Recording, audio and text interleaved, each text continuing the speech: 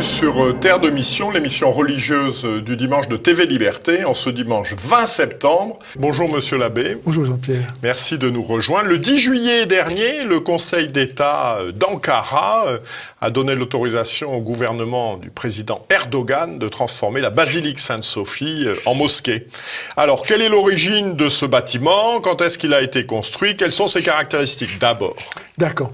Eh bien, en fait, son origine remonte à Constantin, qui en 325 a voulu édifier dans sa ville de Constantinople une église digne de la foi en Jésus, la sagesse de Dieu. D'où le nom Sainte-Sophie, Hagia Sophia.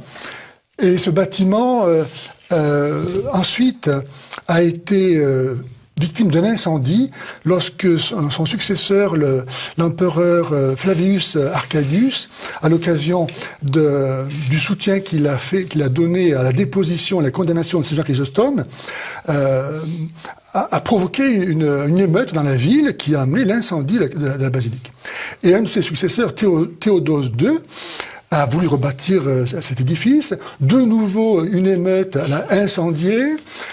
Finalement, ça va être l'empereur Justinien au début du 5e siècle qui va entreprendre de rebâtir, mais de façon beaucoup plus grande, cet édifice, et qui va avoir donc les caractéristiques actuelles, c'est-à-dire bâti à partir des exemples du Panthéon de Rome et de l'art chrétien primitif d'Occident, un mélange de styles comme ça qui donnera le style byzantin précisément. Et donc il s'agit d'une grande coupole qui repose sur un espace entièrement dégagé avec une hauteur de 55 mètres 60. Hein. Donc c'est vraiment quelque chose de phénoménal, mais en même temps assez fragile.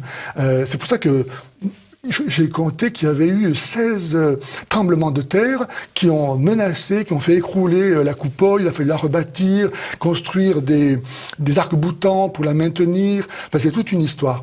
Et donc c'est ça l'origine de ce lieu. Donc Sainte-Sophie. Et que devient cette basilique donc en 1453 au moment de la chute de Constantinople?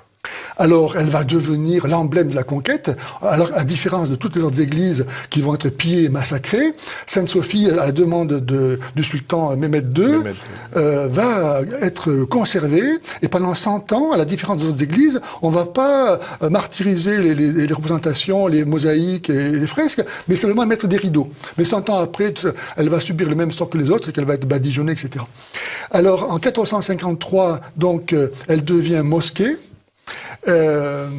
Et puis elle va subir un tas de reconstructions à cause justement de ce tremblement de terre. On pourrait pour aller assez vite, jusqu'au 19e siècle où il y aura deux architectes italo-suisses, les frères Fossati, qui vont être embauchés pour justement consolider le dôme, et ils vont construire ces grands arcs-boutants que nous voyons actuellement et aussi égaliser les minarets pour avoir un peu d'harmonie là-dedans. Et c'est eux qui vont être à l'origine de la mise en place de ces, je crois qu'ils sont 8 grands tableaux circulaires portant le nom d'Allah, de Mahomet, des premiers califes et des deux petits-fils de Mohamed. Donc, ces grands panneaux qui font 7 mètres ou 8 mètres de haut, qui vont orner à la gloire de l'islam tout l'édifice, n'est-ce pas? Donc ça sera au début du 19e siècle. Et alors, quel sort, nous avançons dans le temps, quel sort lui réserve la Turquie kémaliste? Alors, donc on est en 1920, à partir de 1920. C'est ça. Et donc, Atatürk va d'abord, en 1932, faire proclamer le Coran en turc dans cette basilique pour turquifier l'islam. Donc déjà, il a des ambitions nationalistes où il veut se servir de l'islam. Bon, ça n'a pas tellement marché. Ça a été diffusé par la radio, évidemment. En 1934, il va désacraliser ce lieu de culte et l'offrir à l'humanité en faisant un musée. Et il va faire décrocher ces fameux 8 grands panneaux pour bien montrer. Voilà. Voilà ce qui est. En même temps, ça devient le symbole, cette mosquée devenue musée, ça devient le symbole de la laïcisation du pays et de la promotion de l'universalisme occidental. Et alors, que signifie le geste du président Erdogan aujourd'hui, en 2020 ? Qu'est-ce qu'il veut dire en faisant ça ? Voilà. Ce qu'il veut dire, c'est que dans le Coran, il y a un verset, alors c'est verset 18 de la sourate 72, qui dit que là où on prie, même temporairement, ça devient une mosquée. Et donc, interdit cela. Et donc, Erdogan, en faisant ça, montre à tous les musulmans qu'il fait valoir les droits de Dieu.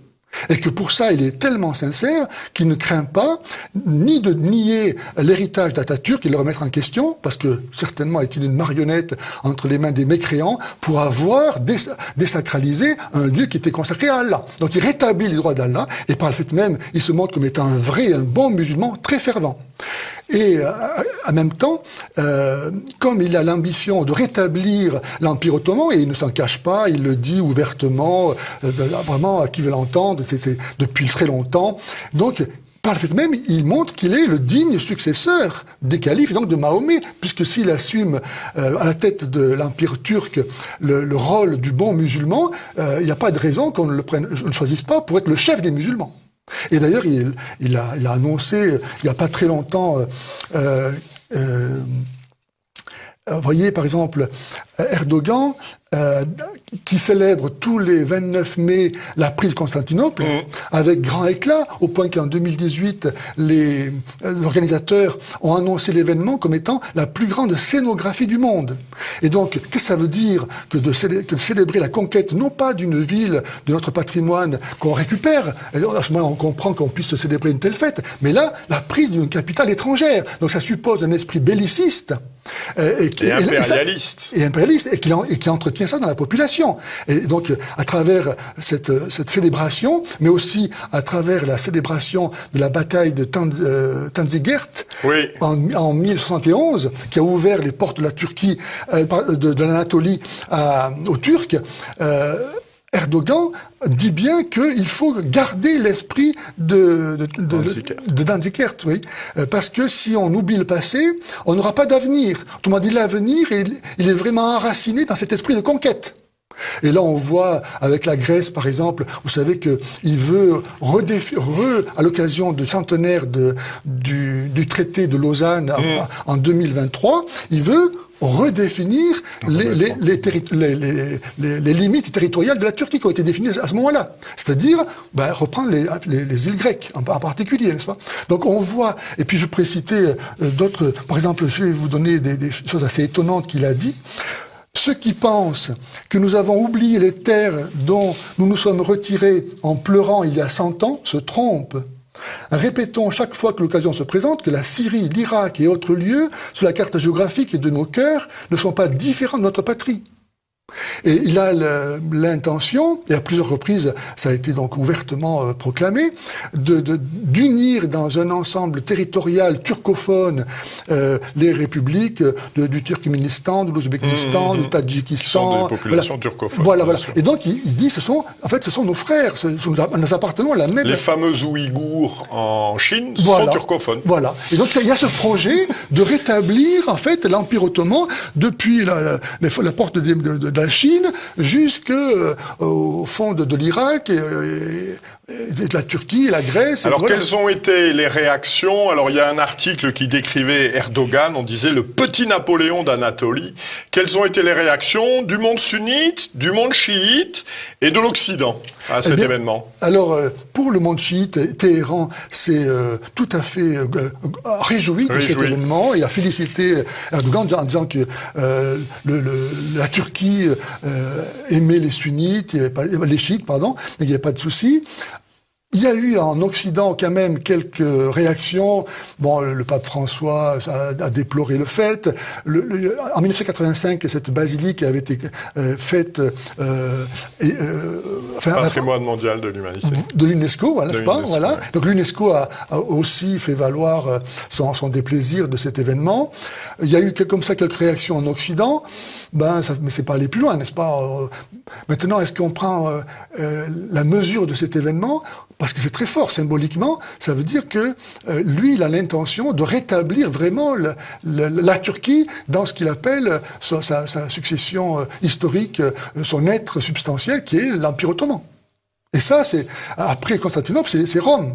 qui est visé, n'est-ce pas? Ça fait partie des plans. Parce qu'il faut que le monde entier soit musulman. Et lui, en tant que frère musulman, qu'il est le chef, même si c'est pas déclaré, mais en tout cas, c'est évident qu'il est le porte-parole et le navire amiral de la mouvance des frères musulmans. Son but, c'est que le monde entier soit soumis à la charia. Et je ne serais pas étonné que dans peu de temps, Erdogan annonce que la charia est devenue la loi du pays de la Turquie.